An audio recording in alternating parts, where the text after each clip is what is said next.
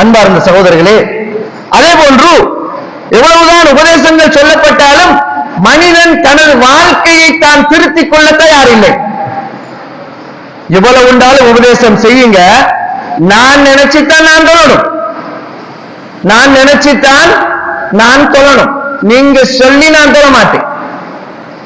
இதுதான் ஒவ்வொருடைய சிந்தனை போக்கும்.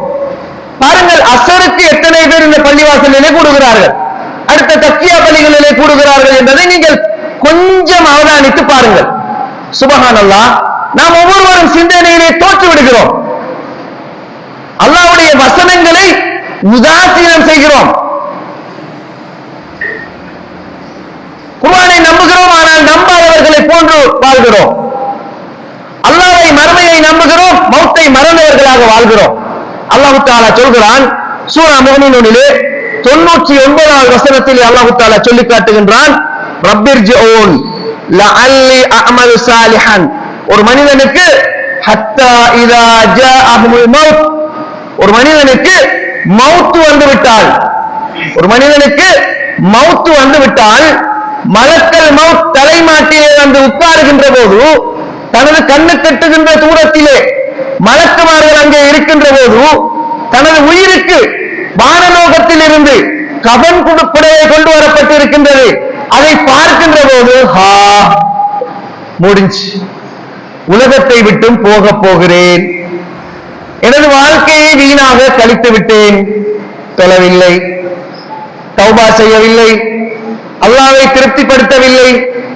இந்த மனிதன் அந்த நேரத்திலே அல்லாஹ்விடத்திலே மன்றாடுகின்றான், ரப்பிர்ஜிஊன் லஅல்லி அஅமலு சாலிஹன் பிமா தரக்.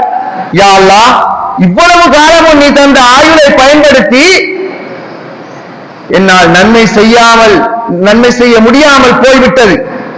எனக்கு நோய் வந்தது, பிரார்த்தித்தேன், நீக்கினாய், மறந்து விட்டேன். எனக்கு கஷ்டம் வந்தது, துஆ செய்தேன், நீக்கினாய், மறந்து விட்டேன்.